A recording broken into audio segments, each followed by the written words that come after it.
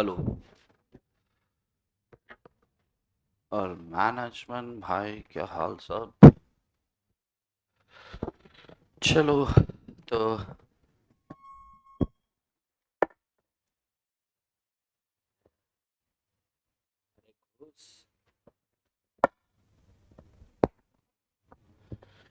पर्वतों से आज मैं टकरा गया, तुमने दिया आसमां।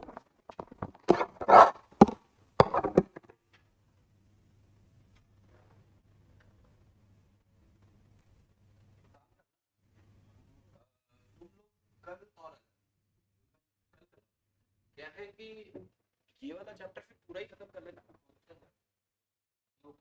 नहीं, वो एक बचा ना, ट्रेड नेगोशिएशन। तो मैं तुम्हें मैसेज कर दूंगा कि आना है कि नहीं आना, है ना? इनको तो मैं आज मना कर देता हूँ। हेलो। नमस्ते। जय श्री कृष्ण। मैक्रो। चलो जी।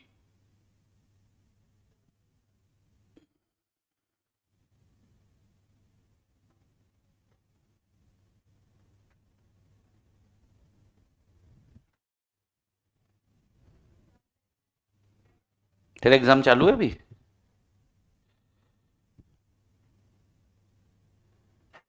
अरे अरे, कहाँ घुस गया?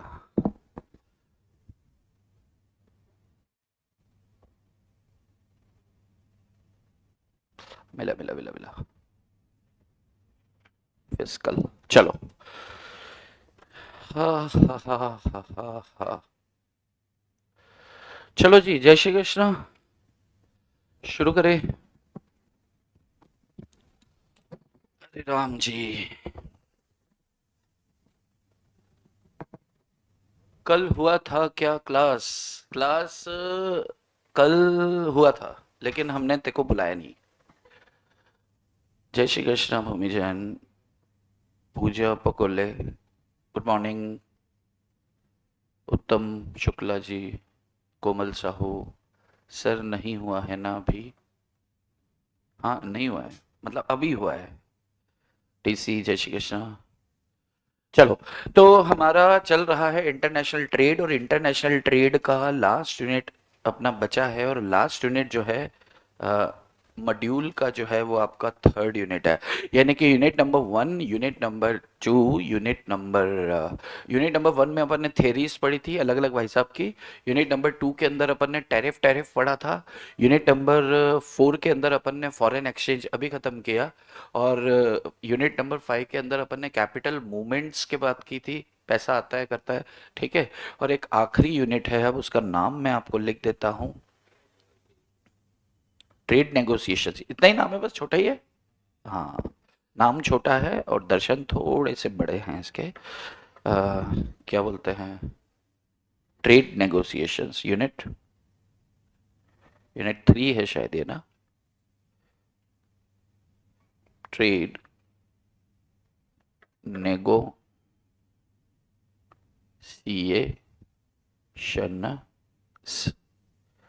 Trade negotiations. ठीक है।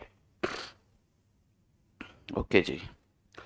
अच्छा, मैं आपको बता दूं कि आज जो है फेस टू फेस का लास्ट डे है। ठीक है। इसके बाद से आप लोग जो है रिकॉर्डेड या ऑनलाइन ये रहेगा। कई बार रिकॉर्डेड रहेगा, कई बार ऑनलाइन रहेगा। और जो इकोनॉमिक्स माइक्रो का बचा हुआ है, तो ठीक एक आध हफ्ता में लेके मैम को 3-4 दिन के लिए बोल दूंगा, वो ले लेंगे, और थोड़ा सा अपना जो बचेगा उसके बाद देख लेंगे। ठीक है। आई गेस कि कोशिश करेंगे खत्म कर देंगे अपन।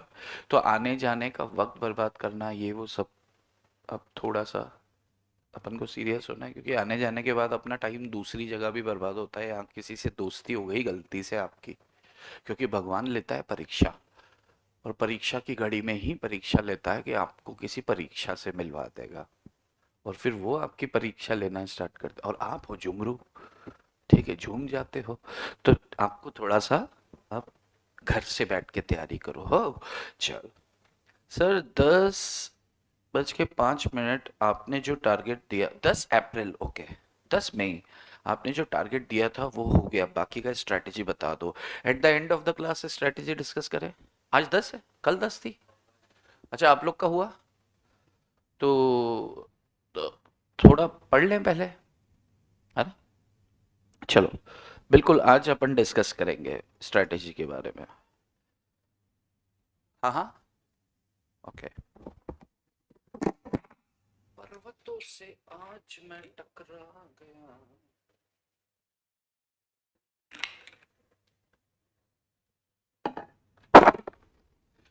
चलो, तो ट्रेड नेगोशिएशन यार एक छोटा सा चैप्टर है, और चैप्टर छोटा सा है। एक कॉन्सेप्ट है WTO, world trade organisation. Sorry,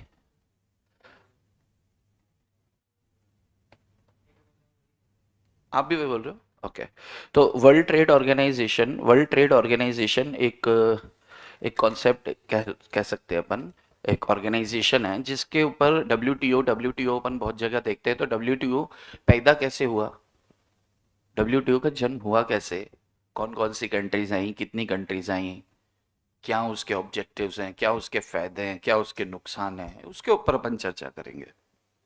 तो थोड़ा सा बेसिक कॉन्सेप्ट इन्होंने यहाँ समझाया है और WTO के बारे में आपको बताया। तो 2 सेशन में अपन इसको कोशिश करेंगे कि ये समाप्त हो जाए, ठीक है। ट्रेड नेगोशिएशन होता क्या है, जैसे थोड़ा सा कंसेप्चुअली समझना, क्योंकि जब थोड़ी सी अपन कहानी समझ लेते हैं ना, तो फिर पूरा चैप्टर समझ में आना, मतलब हम लिंक करने लगते हैं। अच्छा, हाँ ये वही बात है। तो इसकी ऐसे,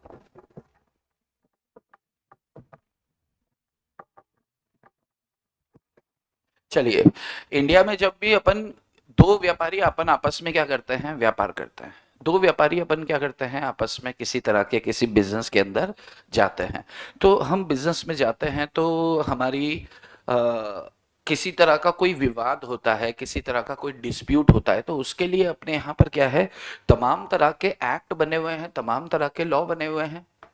और उसको उसके ऊपर गवर्न करने के लिए क्या है, कॉम्पिटेंट कोर्ट्स बनी हुई हैं कि कोई लफड़ा झगड़ा होता है तो कोर्ट उसको देखेगी आगे जाकर। बराबर है। अच्छा, तो अब जैसे, अच्छा उदाहरण के तौर पर बात करें तो जैसे सेल्स ऑफ गुड्स एक्ट बना है, माल खरीदने और बेचने, ट्रेड करने की बात कर रहे हैं तो सेल्स ऑफ गुड्स एक्ट बना है।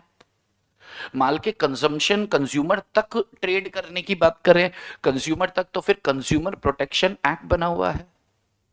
आप माल को कंज्यूम करते हो, सस्ता महंगा, कंपटीशन एक्ट बना हुआ है देश के अंदर, जो एंटी कॉम्पिटिटिव पॉलिसीज को प्रोहिबिट करता है, मना करता है कि एंटी कॉम्पिटिटिव एग्रीमेंट्स आपको नहीं करना है। एंटी कॉम्पिटिटिव एग्रीमेंट क्या होते हैं, जो मोनोपोली क्रिएट करते हैं। अरे कंपटीशन जो है वो बाजार के लिए अच्छी चीज है, लेकिन एक्सेसिव कंपटीशन बाजार के लिए भी खराब है। क्यों? क्योंकि गुणवत्ता गिरती है, क्वालिटी गिरती है। एक लिमिट तक सस्ता समझ में आता है कि यार वो उसके साथ कंपटीशन कर रहा है तो अपनी कॉस्ट कटिंग कर रहा है, लेकिन हद से ज्यादा सस्ता न सिर्फ कॉस्ट कटिंग कर रहा है, क्वालिटी भी कटिंग हो रही है। तो डायरेक्टली और इनडायरेक्टली किसको नुकसान होता है यहाँ पर, कंज्यूमर को। तो उसके लिए फोरम्स बनी हुई है, कंज्यूमर फोरम, जो आपने 11-12 में शायद 11-12 में पढ़ी होंगी फोरम, कि 20 लाख तक का मैटर है तो छोटी अदालत में जाओ, 20 से 1 करोड़ तक का तो उससे बड़ी में, और 1 करोड़ से ऊपर है तो फिर सबसे बड़ी अदालत चले जाओ, और 2 साल के अंदर स्पीड में ये डिस्पोजल कर देंगे, फटाफट निपटाएंगे, फालतू टाइम पास नहीं करते इधर। क्यों बनती है ये फोरम्स, कि यार अपनी जो high court, supreme court, district court, इन लोग के पास टाइम कहाँ है। और कंज्यूमर कंज्यूमर तो क्या करते, कंज्यूमर का कोई मसला है तो वो सालों साल, तारीख पे तारीख कंज्यूमर खुद कंज्यूम हो जाएगा जब तक उसका डिसीजन नहीं आएगा। तो इसके लिए फटाफट खत्म करें, तो इसके लिए अलग से कोर्ट्स का गठन कर दिया। तो ये सब क्या है, कि व्यापार को सुचारू रूप से चलाने के लिए, प्रॉपर तरीके से चलाने के लिए देश के अंदर कुछ ऐसा सिस्टम बना दिया जाता है। लेकिन अगर बात करें हमें देश के बाहर व्यापार करना है, पहले ग्लोबलाइजेशन इतना नहीं था। पहले व्यापार इतना मतलब भारत के भारत में ही होता था, मैक्सिमम होता था। अगर व्यापार थोड़ा ज्यादा, तो भारत के ऊपर जो आके चढ़ बैठता था उसके साथ व्यापार कर लेते थे। ब्रिटिश इंडिया कंपनी आई, उन्होंने आके इधर बिजनेस किया। ये क्या था, FDI था। अरे क्या था ये, एफडीआई था ना, फॉरेन डायरेक्ट इन्वेस्टमेंट, इधर आया, इधर धंधा किया, हंटर मार मार के हम लोग से काम कराया। और हमें सैलरी में क्या मिलता था? 5 हंटर रोज का। और हमें तकलीफ नहीं थी इस बात की। 5 की जगह फिर 10 हंटर कर दिए, यानी कि हमारी सैलरी बढ़ गई, हमें कोई, हम इंडियंस हैं, हमें तकलीफ ही नहीं होती है। उसमें भी 200 लोग, 300 लोग, 500 लोग काम कर रहे हैं। और 5 हंटर आते समय, 5 हंटर जाते समय। तो जब घर जाते तो लेट हो जाता है, क्यों? क्योंकि 300 लोग को हंटर पड़ रहे हैं, तो मेरी बारी कब आएगी? तो सरकार ने बोला कि सरकार तुम्हारे लिए कुछ करना चाहती है। वो लोग क्या करे कि सरकार सबको ऐसा लगेगा कि यार ये हंटर कम करवाएंगे, नहीं, हंटर मारने वाले बंदे बढ़ा दो सर, हमें टाइम पे घर जाना होता है। तो इंडिया इतना खूबसूरत देश है, ठीक है, तो ऐसा चलता इनको सैलरी से मतलब नहीं है, इनको घर भागना है बस। चलो, तो अब ऐसे ही इंटरनेशनल मार्केट के अंदर भी, इंटरनेशनल मार्केट है, इंटरनेशनल ट्रेड अगर करना है तो कोई तो कंट्रोलिंग अथॉरिटी हो। देश के अंदर तो आपने कानून बना दिया है, लेकिन देश के बाहर दूसरा देश आपके कानून को तो नहीं मानेगा, राइट? तो इसके लिए फिर कुछ बॉडीज का गठन हुआ। जैसे अपन वर्ल्ड बैंक की बात करते हैं इंटरनेशनल ट्रेड में, इंटरनेशनल ट्रेड में अपन ने एक टर्म यूज किया, वर्ल्ड बैंक। वर्ल्ड बैंक का क्या काम होता है यार? ये लॉन्ग टर्म लोन्स देता है बिजनेस करने के लिए। भाई लॉन्ग टर्म लोन किसके लिए देगा? शादी करने के लिए देगा? बहुत सारे, इतने पैसे अगर एक बार का लोन लेकर अगर हमारे ऊपर डाल देना, हम हमको सांस ना है, इतना सारा पैसा लॉन्ग टर्म लोन्स लेते हैं। आईएमएफ, इंटरनेशनल मॉनेटरी फंड, ये क्या है? शॉर्ट टर्म फंड्स के लिए। जो आपकी फॉरेन एक्सचेंज में क्राइसिस आते हैं कि यार फॉरेन एक्सचेंज बढ़ रही है, क्या करो, क्या, अरे यहां से उठा के लेके जाओ, शॉर्ट टर्म में वापस हो जाएगा। फॉरेक्स में कोई क्राइसिस आता है तो यहां से उठा लेते पैसा, CRISES। और एक योद्धा ये WTO, वर्ल्ड ट्रेड ऑर्गेनाइजेशन, इसके ऊपर, इसके ऊपर अपन लोग इस चैप्टर के अंदर चर्चा करने वाले हैं कि बहुत सारी कंट्रीज आपस में एक दूसरे के साथ कॉन्ट्रैक्ट करती हैं। तो कोई तो ऐसा संगठन हो जो नीतियां बनाए, नियम बनाए। जैसे हमारे देश के अंदर बहुत सारे राज्य हैं, तो हमारी देश यानी कि सेंट्रल गवर्नमेंट क्या कहती है? एक्ट बना देते हैं हम। तो ऐसे ही बहुत सारे कंट्रीज हैं, तो सब कंट्रीज मिलके क्या करते हैं? एक WTO का गठन कर लेते हैं। अब कितनी, अभी शायद 123, 100, सवा सौ, बहुत सारी कंट्रीज इसके अंदर है जो इंटरनेशनल ट्रेड करना चाहती है। पहले क्या होता था? बड़ा ही ज्यादा मतलब ग्लोबलाइजेशन इतना नहीं था पहले, टेक्नोलॉजी का विकास इतना नहीं था पहले। लेकिन जैसे जैसे जैसे जैसे तकनीक का विकास होने लगा, ग्लोबलाइजेशन बढ़ा, बढ़ते बढ़ते बहुत सारी कंट्रीज आई, बहुत सारे डिस्प्यूट्स हुए, झगड़े लफड़े, वर्ल्ड वॉर तक, ये धंधों को लेके वर्ल्ड वॉर तक कहानियां चली गई। अलग भैया बहुत सारे कारण रहे हैं वर्ल्ड वॉर के पीछे, एक कारण ये भी हुआ करता था। उन्होंने सोचा कि यार ये झगड़े पट्टे को सुलझाने के लिए नीतियां ही बना दो। तो सब अगर उसको फॉलो करते हैं तो अच्छी बात है, और नहीं करते हैं तो बाकी सब इकट्ठा होकर उसको डंडा मारेंगे, तो वो दबाव में रहेगा, प्रेशर में रहेगा।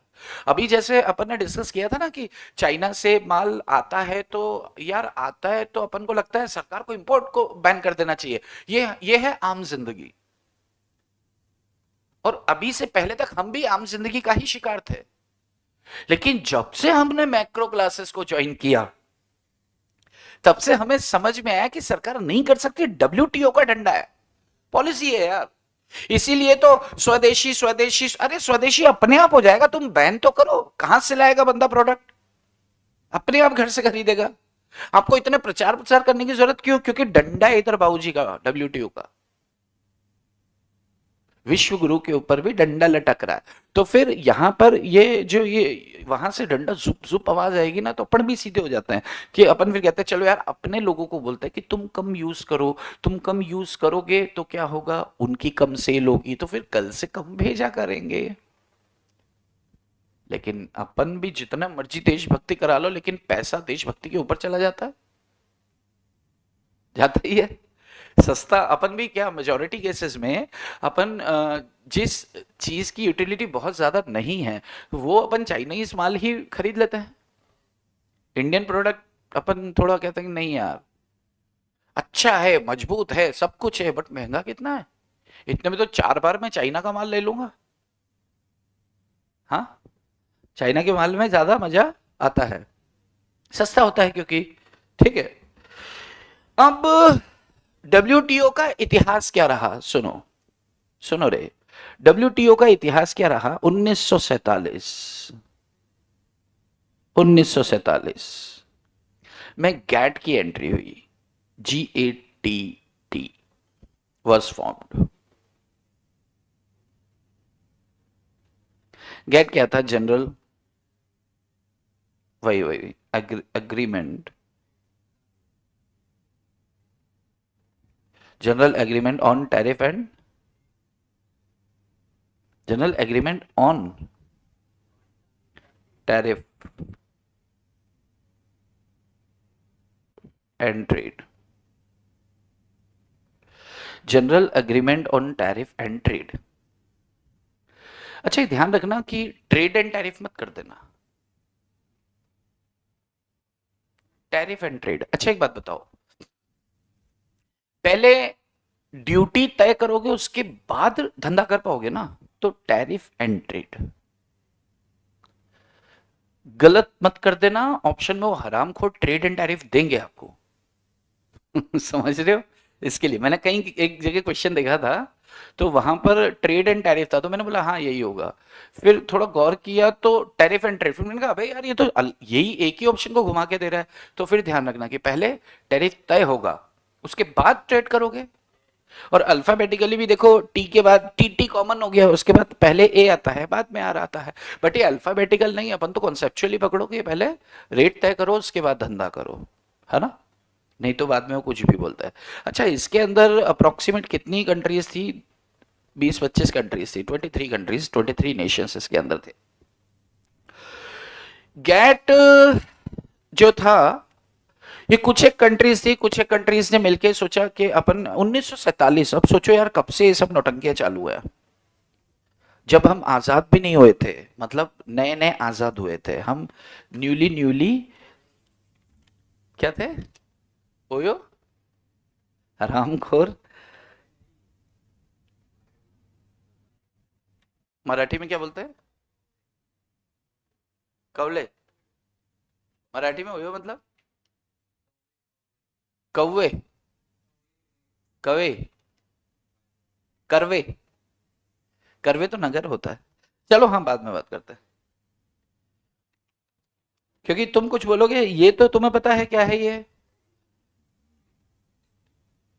चलो, तो ये जो गैट एग्रीमेंट था ना, तो ये international trade in goods, goods के ट्रेड के लिए इसमें कुछ काउंसिल्स का गठन किया गया, कुछ कमिटीज बनाई गई।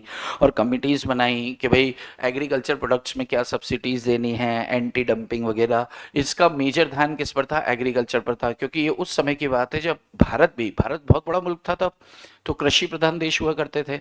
और मेजोरिटी जगह क्या चलता था, धंधा कृषि, यानी कि आप पैदा करो, फसल पैदा करो बेचो, फसल पैदा करो खरीदो बेचो, बहुत ज़्यादा तकनीक का विकास नहीं था, तब ये चल जाता था। लेकिन धीरे धीरे धीरे धीरे धीरे क्या हुआ कि टेक्नोलॉजिकल चेंजेस आते गए आते गए आते गए, और समस्याएं पैदा होती गई।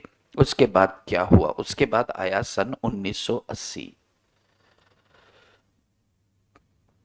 1980 में gate was not capable of holding huge international trade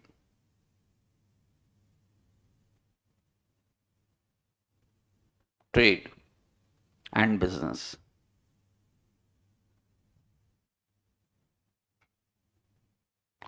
क्या होने लगा था, इंटरनेशनल राइट्स अफेक्ट होने लगे, intellectual rights, intellectual rights affected होने लगे। ठीक है। इंटरनेशनल इन्वेस्टमेंट्स बढ़ी, इसको मैं पॉइंट्स डाल देता हूं, एक है ना। दूसरा, इंटरनेशनल इन्वेस्टमेंट्स इंक्रीज हुई।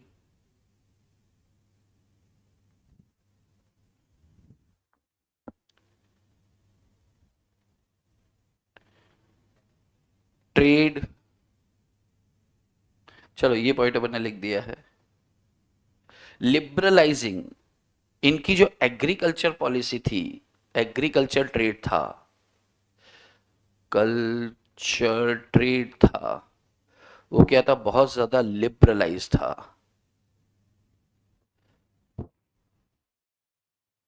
ये अब नॉट सक्सेसफुल, क्यों? क्योंकि अब लोग बिजनेस की तरफ बढ़े।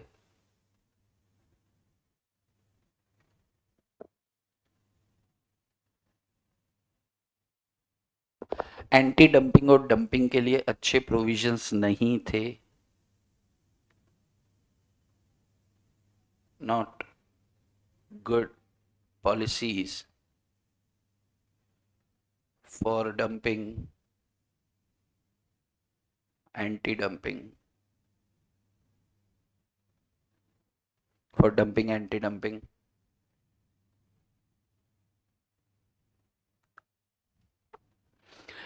सबसे इंपॉर्टेंट चीज क्या था कि ये कोई ट्रीटी नहीं थी। It was not a treaty, general framework.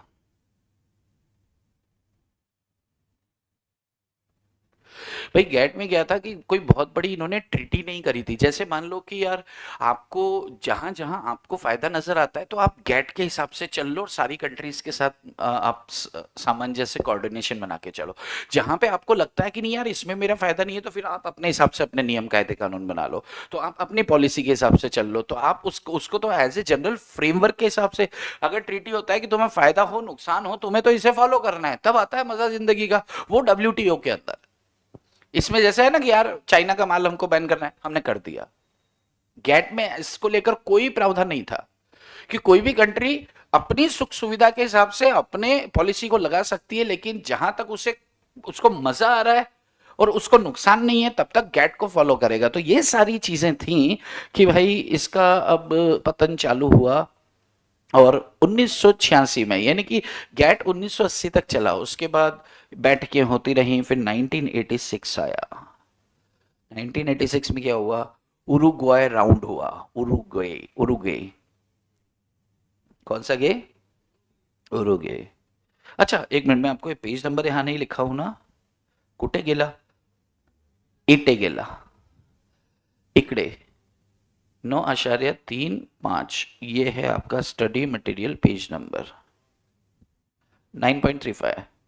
ठीक है, आप चाहें तो कोट कर लें ताकि जब पढ़ने जाएंगे तो बहुत सारे पेज आपको पलटने की जरूरत नहीं होगी। चलो, तो इसमें जनरल फ्रेमवर्क था। तो यार ये जो बहुत ज्यादा, भाई देखो, ड्यू टू ओपन इकोनॉमीज, एक और पॉइंट लिख लो 6, due to open economies,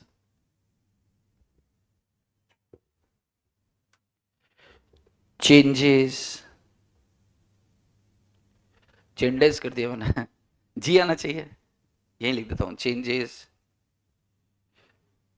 changes है वो, ये देखो नहीं है कुछ, चेंजेस, डेवलपमेंट्स,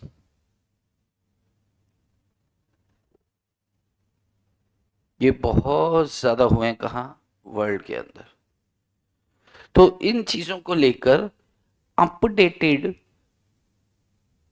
या यूं कहें फास्ट इवॉल्विंग नहीं था, इसलिए गैट को खत्म कर दिया। इसके बाद, अच्छा खत्म कर दिया, और इसके बाद कहानी चालू हो गई जी आपकी किसकी? उरुग्वे, 1986। 1986 में उरुग्वे की स्पेलिंग क्या है? URUGUAY, उरुग्वे राउंड हुआ, उरुग्वे। तो ये उरुग्वे राउंड हुआ। अब ये उरुग्वे का मतलब क्या होता है मालूम है क्या? हाँ बहुत बढ़िया। अच्छा एक बात बताओ, पुणे का मतलब क्या होता है? एक जगह का नाम है। पुणे का मतलब क्या है? एक जगह का नाम है। मुंबई एक जगह का नाम है। दिल्ली एक जगह का नाम है। तो Uruguay, exactly, very good very good. तो ये किसका नाम है? एक जगह का नाम है। तो हर जगह मतलब मत ढूंढा करो, कई बार कुछ जगह के नाम भी होते हैं। ये साउथ अमेरिका की एक जगह है। साउथ अमेरिका का क्या है कि एक प्लेस है, ये साउथ अमेरिका की एक प्लेस है, ठीक है। तो आप क्या है कि उरुग्वे भी आपको आसान लगेगा, क्योंकि नाम से पता नहीं क्या लग रहा था कि क्या ही होगा इसके अंदर, है ना। तो साउथ अमेरिका की एक ये जगह है, यहाँ पर ये तय करना, यहाँ पे ये तय कर लिया गया था कि यार WTO जैसी कोई चीज हमको लानी चाहिए, ठीक है। अब ये 1986 में उरुग्वे का राउंड हुआ सितंबर में, ठीक है, and schedule to be completed by December 1990। ये राउंड सितंबर में आया और 1990 के दिसंबर में शेड्यूल किया गया। पहले ही सी आता है ना, एस नहीं, SH। तो सही तो कर रहा हूं मैं, ये सी है, SH, SCHDULE होता है ना। तो सही तो लिख रहा हूं मैं। तो शेड्यूल, अच्छा देखो, शेड्यूल की स्पेलिंग इजी तरीके में अगर आपको याद रखनी हो तो पहले लिखो SCH और कर दो डॉट, तो ये क्या हो जाता है? शेड्यूल हो जाता है, स्केड्यूल, शेड्यूल। तो 1990 दिसंबर में ये जो था, ये राउंड जो था, ये उरुग्वे राउंड जो था, इसको क्या करने का था यार? इसको तय कर लिया था इन्होंने कि इसको क्या कर देंगे हम लोग, कंप्लीट कर देंगे, शेड्यूल टू कंप्लीट, ठीक है जी। इन्होंने ये सोच लिया। इसके बाद 123 का फिर फाइनली 1993 में एक राउंड और हुआ, 1993 में, यानी कि एक राउंड, दो राउंड, तीन राउंड, ऐसे राउंड राउंड चलते चलते 8th राउंड हुआ फिर, और इसको नियर अबाउट फाइनल राउंड कहा गया कि यार बस अब हो चुका, बहुत बहुत हो चुकी महंगाई की मार, अब की बार WTO सरकार, ठीक है। तो ये 1993 में एक और आया, जिसमें 123 कंट्रीज ने, 123 नेशंस ने पार्टिसिपेट किया। ये पता है ये चीजें काम की नहीं है, लेकिन क्योंकि एग्जाम में साला ये नंबर पूछ लेते हैं, इसके लिए अपन इसको लिख रहे हैं, तो एक बार बात हो जाती है तो चीजें याद रह जाती है कि हाँ क्लास में कुछ देखा था बस। तो 123 नेशंस ने क्या किया, पार्टिसिपेट किया इसके अंदर, पार्टिसिपेट किया। और उसके बाद इतने 7 सालों के बाद क्या हो गया जी, 15 अप्रैल 1994 को, 15 अप्रैल 1994 को WTO के ऊपर मुहर लग गई, और एक डेट और दी है, 1 जुलाई 1995 से इसका effective date. Effective date of WTO क्या है? इफेक्टिव डेट WTO इफेक्ट में कब आया? 1 जुलाई 1995, 1 जुलाई 1995 को जो WTO था भाई साहब, ये इफेक्ट में आ गया, ठीक है। और एक सिंगल इंस्टीट्यूशनल फ्रेमवर्क जो गैट के अंदर था, तो यूं कह सकते हैं कि गैट का updated version, updated version WTO हो गया। जो गैट की डीमेरिट्स थी, कमियां थी, डेफिशिएंसीज थी, जो इसमें थी कमी, इसको किया अपडेट, और फिर आया मजा और बना WTO, वर्ल्ड ट्रेड ऑर्गेनाइजेशन, जिसके ऊपर पूरा चैप्टर हम ये बात करने वाले हैं, राइट। WTO के अंदर आज देश के, मान लो कि इंटरनेशनल ट्रांजैक्शन जितने होते हैं, 95%, कम से कम 95%, यानी कि अगर 1000 व्यापार होते हैं तो 950 व्यापार को कौन देखता है? WTO देखता है, यस, ठीक है। इसमें फिलहाल 164 मेंबर्स हैं और 117 डेवलपिंग कंट्रीज हैं। लिख दूं क्या? WTO क्या करता है जी? टोटल इंटरनेशनल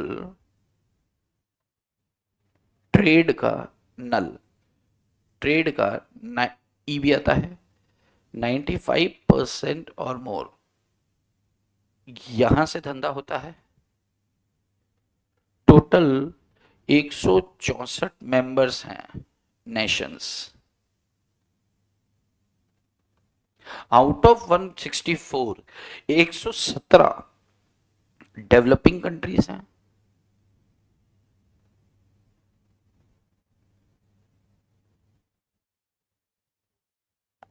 117 डेवलपिंग कंट्रीज हैं, तो बाकी डेवलप्ड कंट्रीज हैं। इसका हेड ऑफिस कहाँ है? जन्नत में है। जन्नत कहाँ है? विदेश में, विदेशों में है। जन्नत कहाँ है बताओ, कौन से देश में है? अरे हराम खोरो, तुम्हें रशिया ही रशिया दिखता है हर जगह।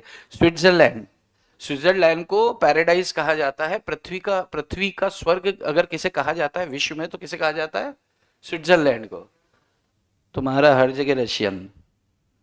तो हाँ, जिनेवा, GENEVA, जिनेवा में है इसका हेड ऑफिस। रशिया देखो तो सही, रशिया रशिया ऐसे करते हो जैसे रशिया जाके आए हो।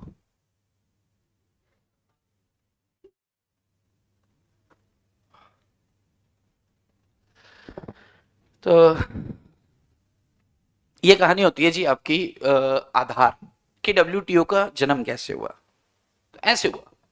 अब WTO क्या उद्देश्य, क्या ये, क्या वो, क्या नौटंकी, क्या प्याज, क्या लहसन, इसके ऊपर बात करेंगे। सारी भाजी तरकारी पे चर्चा होगी बाद में। अब कुछ RTAs यहाँ पर दे रखे हैं आपको कोर्स में, ताकि ऐसा लगना चाहिए कि हमने कुछ आज घर लेकर गए। अभी तो हमने करी है कुछ बातें। चलो अब अपन लिख दो RTAs, रीजनल इंपॉर्टेंट RTAs का मतलब क्या होता है? अच्छा, क्या हम अब WTO को छोड़ दिए हैं? नहीं नहीं नहीं नहीं, WTO के ऊपर अपन चर्चा करेंगे। मैंने आपको बोला 2 सेशन में इस चैप्टर को अपन खत्म करेंगे, तो जो हमारा नेक्स्ट सेशन होगा ना, वो WTO पूरा। तो इसमें WTO के अलावा और क्या है उसके ऊपर अपन बात इस सेशन में खत्म कर दे रहे हैं। क्लियर है? Okay. Regional trade agreements, regional trade agreements,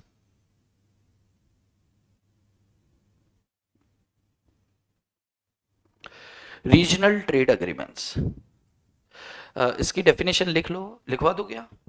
लिखो।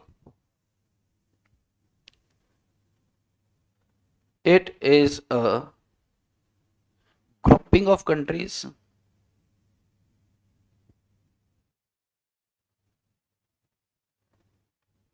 it is a grouping of countries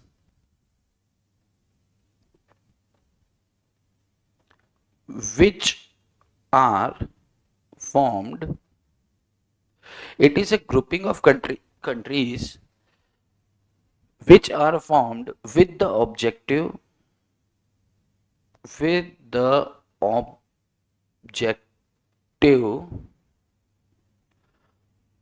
with the objective of reducing, with the objective of reducing barriers,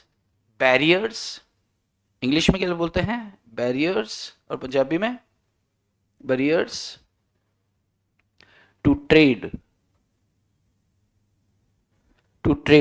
between member countries, to trade between member countries.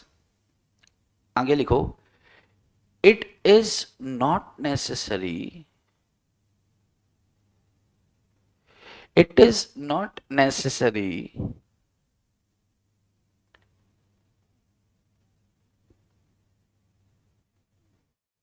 for the countries belonging to the same geographical, same geographical region, same geographical region. ठीक है, देखो ध्यान से सुनो। It is a grouping of countries, it is a grouping of countries मतलब दो या दो से ज्यादा कंट्रीज का ग्रुप बना, पहली बात। उसके बाद क्या किया इन्होंने, इनका उद्देश्य क्या था, ये ग्रुप बनाने का उद्देश्य क्या था, कि जो हमारे आपस में कंट्रीज के बीच में जो भी व्यापार अपन करते हैं और उसमें जो बैरियर्स, बैरियर्स का मतलब क्या होता है, बाधाएं, रुकावटें, वो रुकावटें जो आती हैं उन्हें दूर किया जाए। कैसे दूर किया जाए, ठीक है। ये जरूरी नहीं है कि वो सेम जियोग्राफिकल एरिया के हो। जैसे होता है ना एशियन कंट्रीज तो सेम ज्योग्राफिकल हो गया, तो नाफ्टा ने अलग बना रखा है, सब ने अपने अपने ग्रुप्स बना रखे हैं। तो कॉमन ग्रुप हो सकते हैं और डिफरेंट ग्रुप हो सकते हैं, क्योंकि जरूरी थोड़ी सिर्फ एशियन कंट्रीज से ही हमारा धंधा हो। हम तो यूएस से भी काम लेते हैं, हम तो जापान से भी चीजें मंगवाते हैं, जापानी खिलौने बड़े मशहूर है। ठीक है, तो ये आपको डेफिनेशन देके रखा है। ठीक है, देखो क्या होता है कि जब अपन स्टडी मटेरियल पढ़ते हैं, स्टडी मटेरियल में बहुत चीजें अच्छे से दी होती है, लेकिन ना ये एक ही लाइन में चीज को खत्म कर देते हैं। अगर उसको थोड़ा तोड़ के, और फिर क्या होता है बीच में कोई ऐसी लाइन फंसा देते हैं जिसको अगर हम इग्नोर करके पढ़ जाएं तो अपन को समझ आ जाएगा, लेकिन उस लाइन को छोड़े नहीं। अगर आप डेफिनेशन, अभी कोई मॉड्यूल आप खोल के बैठे हो, मॉड्यूल खोल के बैठे हो, अभी उसमें आप डेफिनेशन पढ़ेंगे तो डेफिनेशन पता है क्या होगी, it is a grouping of countries which are formed with the objective of what, उसके बाद लिखेंगे it is not necessary for this this, फिर बोलेंगे रिड्यूसिंग बैरियर। तो वहां से अपन थोड़े से कंफ्यूज हो जाता है कि यार ये कहना क्या चाहता है। लेकिन वो एक कॉमा और दो कॉमा के बीच की लाइन को निकाल दोगे ना तो वो सीधी लाइन पकड़ में आती है। वो एक कॉमा और दूसरे कॉमा के बीच की लाइन को रिमूव करो और फिर पढ़ के देखो, आपको खुद समझ आएगा। मैं पढ़ता हूं आपके साथ साथ, देखो। It is defined as grouping of countries, एक कॉमा आया, इसको छोड़ दो। It is defined as grouping of countries which are formed with the object of reducing barriers between the member countries. समझ में आ रहा है, ये दोनों कॉमा। और उसके बाद फिर अपन ने बोला कि ये जरूरी नहीं है कि वो कॉमन ज्योग्राफिकल बैकग्राउंड से हो। यस, तो जितना भी मैंने आपको लिखवाया ना, तो आप नोटिस करेंगे कि मैंने ये कॉमास को थोड़ा सा फ्रेम्ड करके फिर मैंने लिखवाया। तो मैंने जो लिखवाए हैं वो अच्छा है, मतलब नोट्स अच्छे हैं, क्यूट है बहुत। चलो एक लाइन और लिख लेते हैं, लिखने की जरूरत है क्या, सुनो।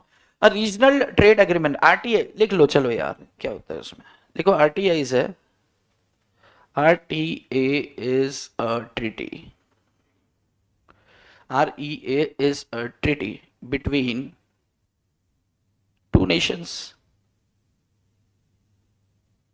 टू नेशंस ब्रैकेट में लिख लो मोर, दो या दो से ज्यादा नेशंस के बीच में, आपके बीच में ट्रीटी होती है।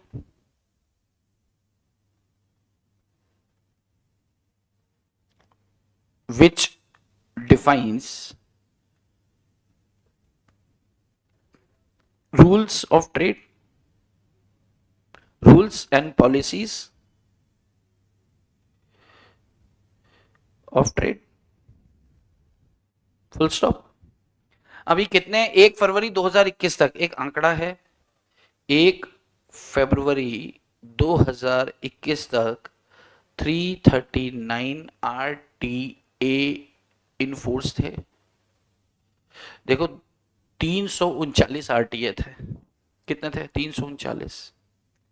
तो फिर 339 तो पता नहीं क्या क्या हो सकते हैं। अपने सामने 7-8 एग्जाम्पल इधर दे रखे हैं, ठीक है, तो 7-8 दे रखे हैं, तो 7-8 अपन समझ लेते हैं क्या है यार, क्योंकि उसने क्वेश्चन तो यहीं से उठा के देना है। अगर 8 के बाद 9 दे दिया तो ना मैं जिम्मेदार ना तुम परेशान। फिर जय माता दी चूमो लॉकेट को ABCD में से करो कुछ, ठीक है। चलो, अरे राम राम सिया राम जय जय राम। चलो जी,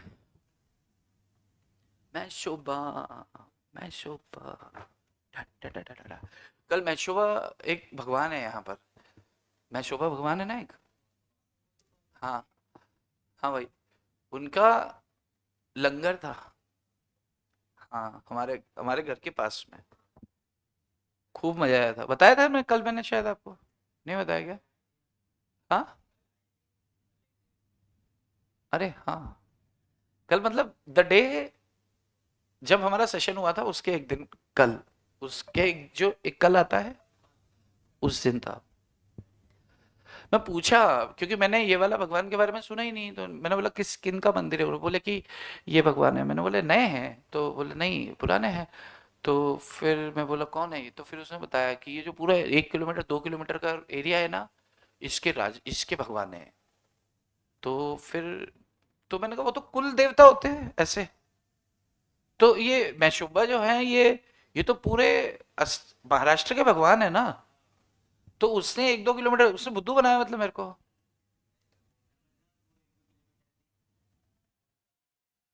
ऐसा कुछ रहता है। अच्छा, तो हाँ, फिर उससे मेरे को ये बताया, फिर मैंने बोला नहीं है कौन से, फिर उसने बताया शंकर भगवान के वो है, ये अवतार है, ऐसा कुछ है। तो वहां पे फिर इतनी सही अच्छी रोटी बनी थी ना। सबसे अच्छी चीज पता है क्या है? कि उसमें मराठी टच नहीं था, मारवाड़ी टच था। मतलब तीखा जैसी चीज ही नहीं थी, जैसे अपना होता है ना कि लाल दिखनी चाहिए सब्जी मिर्ची से। तो ऐसा पूड़ी भी एकदम सॉफ्ट थी। पूड़ी वगैरह तो सब अच्छी बनती है महाराष्ट्र में, सब्जी में बस ऐसा होता है कि एकदम आग लगा देते हैं, 6 जगह से धुआं निकलता है आपके, इतनी तीखी होती है। बट इतना, और वो था, वो प्रसाद, प्रसाद को क्या बोलते हो आप, वो प्रसाद होता है ना।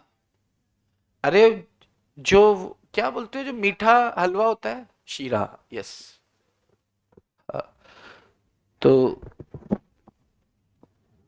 क्यों, तेरी जिस्म की गर्मी ठंड लगने लगी अब तुझे?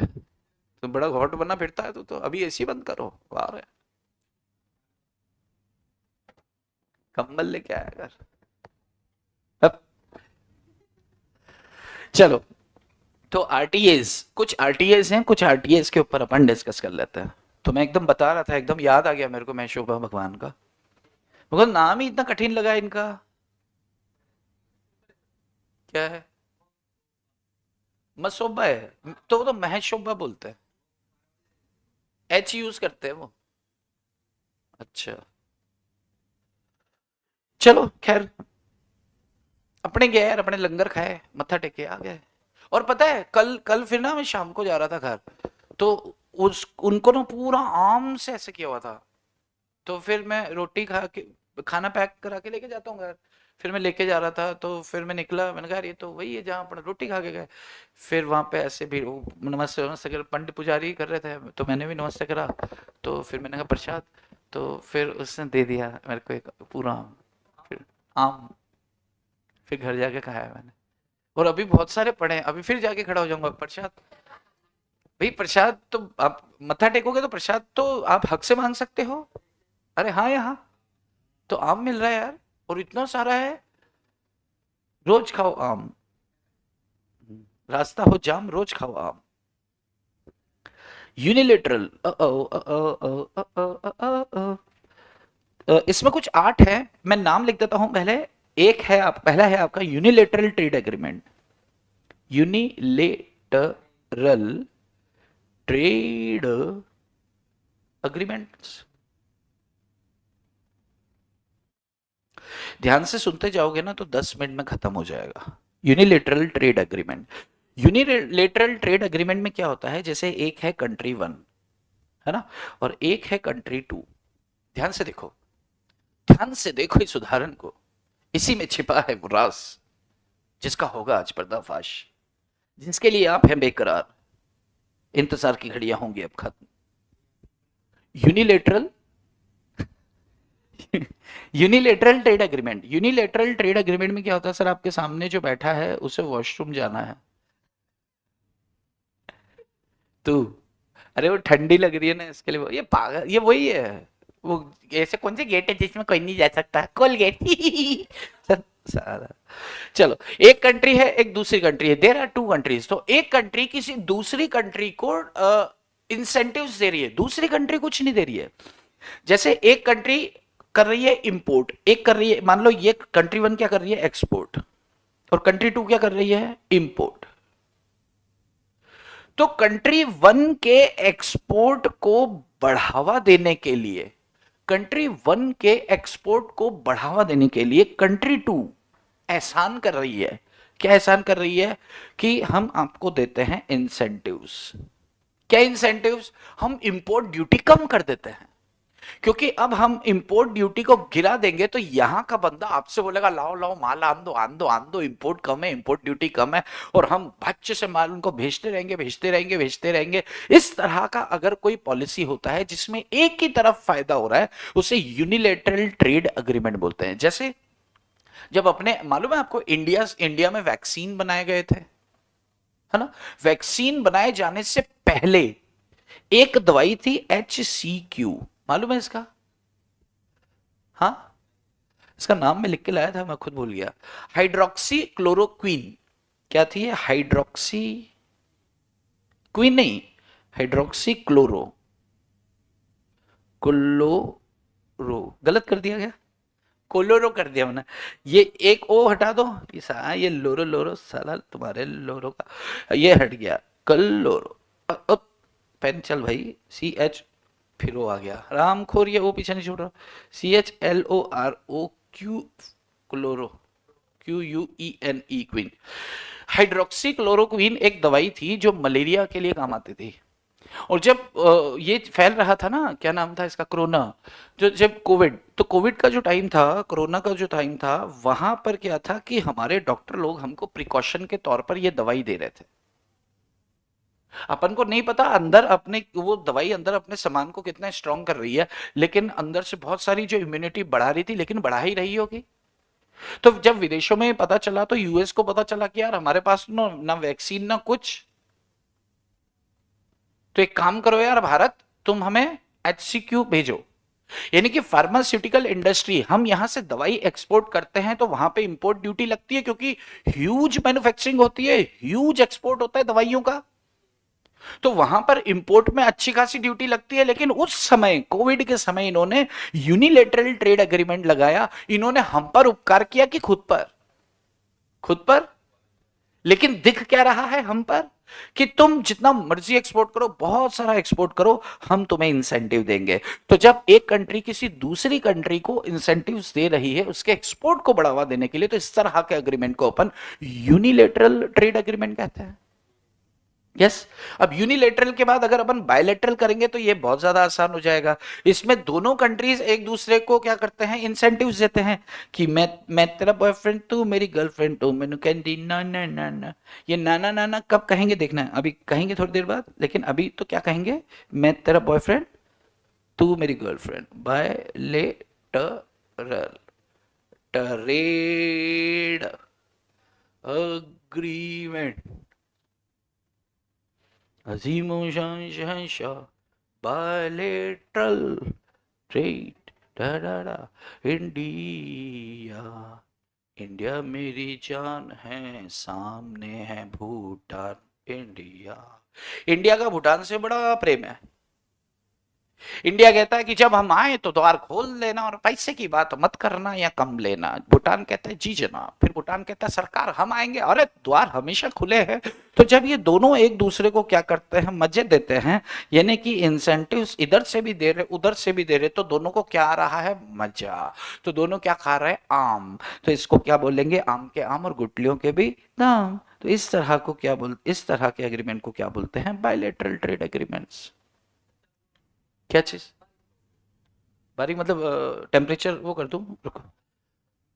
तू वहां बैठ जाता, वहां पे तेरे को मजा आता। अरे 24 है, 27 करूं?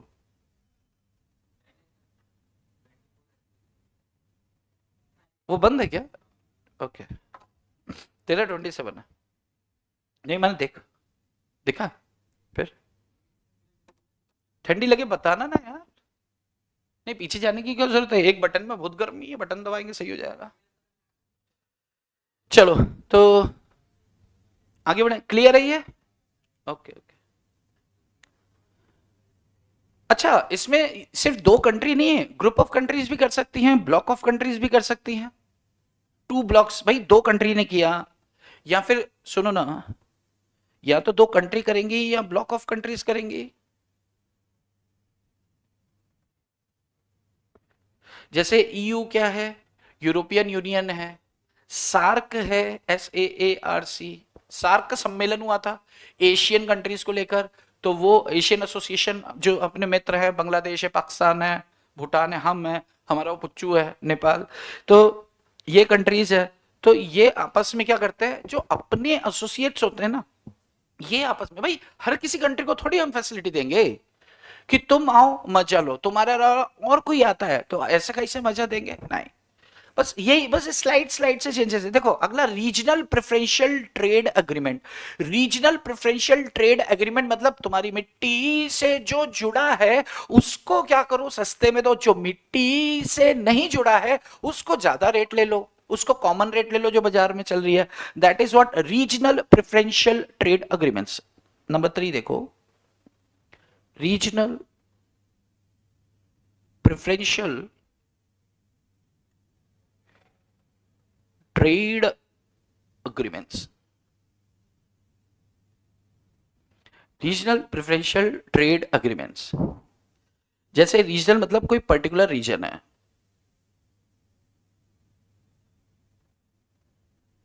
पर्टिकुलर रीजन है, ठीक है। जैसे अपना हो गया सार्क। सार्क का फुल फॉर्म कितने लोग को नहीं पता, ईमानदारी से बोलो, लिखो। सार्क का फुल फॉर्म लिख लो, South Asians, South Asian association for, association for regional corporation. Geographical area के आधार पर है, ये किसके आधार पर है, जियोग्राफिकल एरिया के आधार पर। जैसे इंडिया, और हमारा सबसे घनिष्ठ मित्र कौन, पाकिस्तान और बंगला, ईटीसी, आप समझते हैं, बाकी एशियन कंट्रीज, ठीक है। तो इनके साथ, हाँ हाँ हाँ, लंका ईटीसी में आ जाता है, लंका है ना। लंका को वैसे चलो अलग से लिख देते हैं यार, क्योंकि वहां पे महान पंडित पैदा हुआ है, रावण जी, है ना। तो पॉइंट नंबर 4, पॉइंट नंबर 4 क्या है, trading block.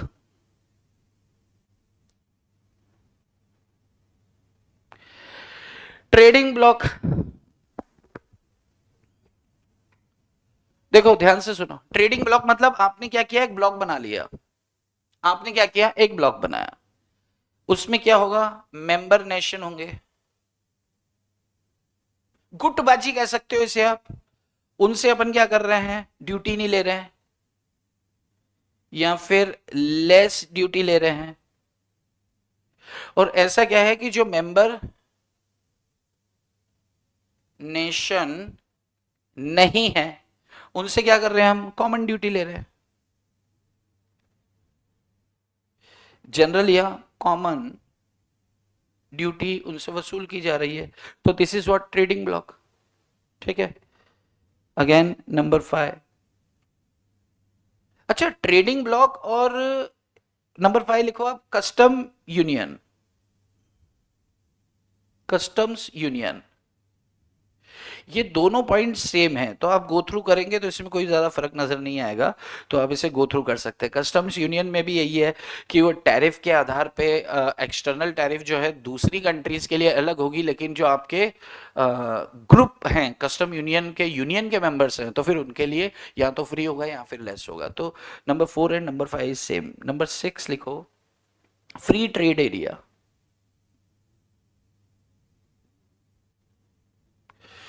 Free trade area जैसे नाफ्टा, नाफ्टा का फुल फॉर्म कितने को नहीं पता है, नाफ्टा, नाश्ता तो पता है, नाफ्टा का मालूम है क्या, हाँ या ना, यस, नो, लिखो, North American free trade area, North American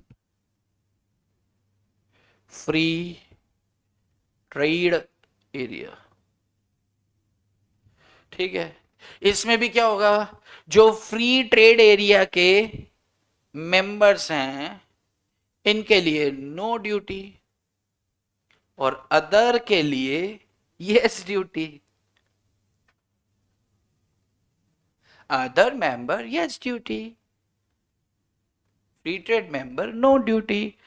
अच्छा, यहां पर फ्री ट्रेड एरिया में यस ड्यूटी तो है, लेकिन कंट्रीज इंडिपेंडेंटली डिसाइड करेगी। इससे अगर 14% ले रहे तो उनसे 16 ले सकते हो, बोले उससे तो 14, हाँ उससे 14 क्या, उसको तो साला फ्री में दूंगा, तुम कौन होते हो बोलने वाला। तो इंडिपेंडेंटली लिख लो, चाहो तो एक टर्म लिख लो, independently decided by nations, independently decided by the nations. मैं इसको स्पीड में ले रहा हूं क्योंकि स्पीड में लेने जैसी चीज है, बट उतनी स्पीड में भी नहीं ले रहा हूं कि आपको समझना है ना। चलो नंबर 7, सत्ते पे सत्ता। किसी का नाम सत्येंद्र है अगर यहां पर, तो उसको क्या बोलते हैं, ए सत्या। तो ये वही है common market Satya, common, come on market, come on, common market, common market.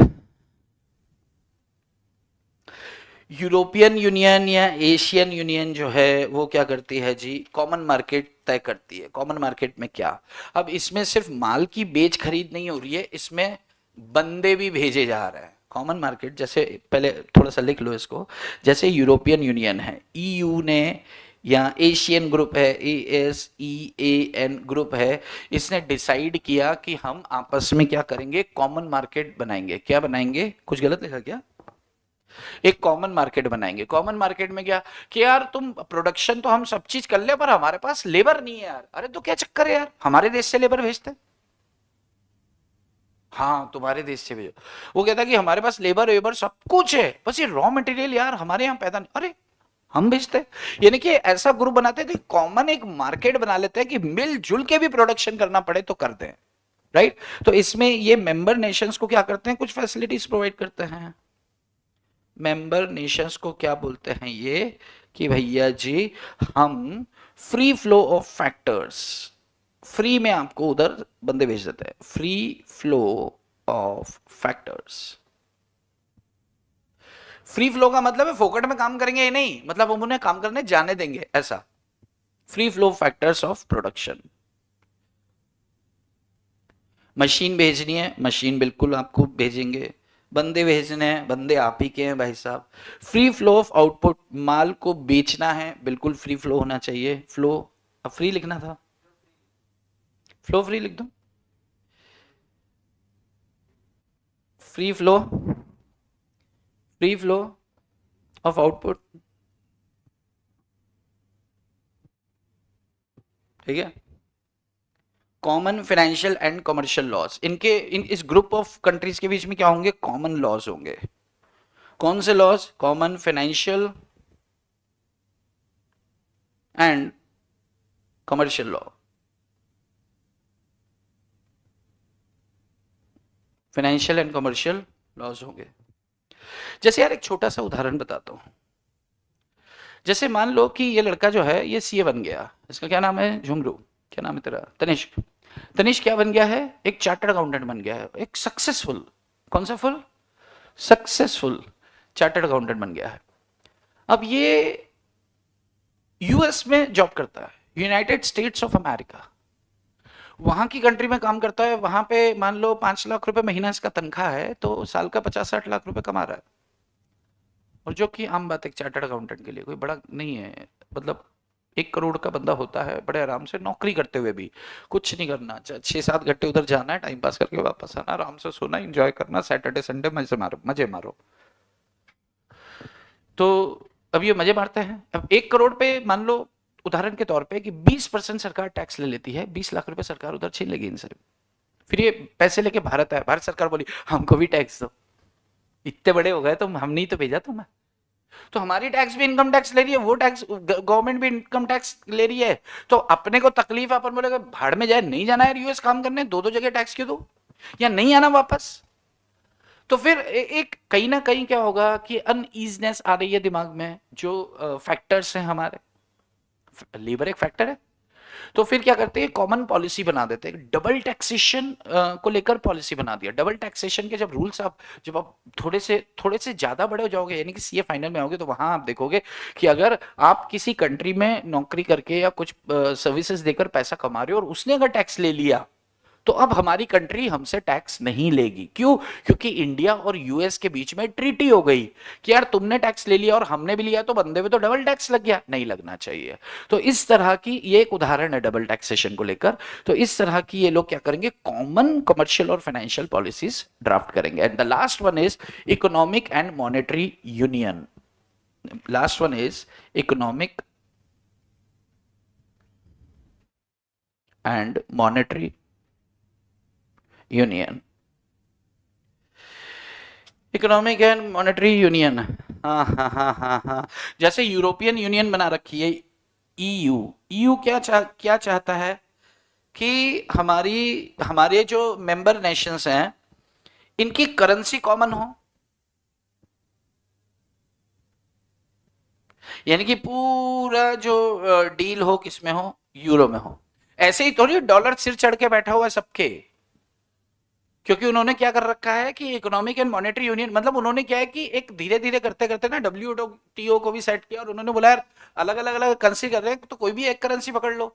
और जिस भी करेंसी को पकड़ा तो या तो यूरो या फिर डॉलर, इसके अलावा तीसरा आपकी जबान पे भी नहीं होगा जब इंटरनेशनल मार्केट पे जाते हैं। तो या तो यूरो चलता है क्योंकि यूरोपियन यूनियन, या फिर पॉन्ड, या ये आपका क्या बोलते हैं यूएस डॉलर। ठीक है, तो कॉमन करेंसी होती है, कॉमन मैक्रो पॉलिसीज होती है, कॉमन मैक्रो पॉलिसीज होती है। इसके अकॉर्डिंगली कॉमन नेशंस जो हैं उसको यूज करते हैं, और बाहर के नेशंस को या तो आने नहीं देते हैं, और अगर बाहर के नेशंस आते हैं तो फिर उनके लिए स्ट्रिंजेंट रूल्स एंड पॉलिसीज होती हैं। तो ये आ गया आपका economic monetary union. Economic monetary मतलब यार गुटबाजियां हैं, पूरे 8 हैं, 8 के 8 में हमने ये देखा कि अगर आपका गुट बन गया है तो अपने वालों को दे दो, ठीक है, अपनों को डांटो, अपनों को बांटो और गैरों को डांटो, यही बोल रहे हैं यहां पर।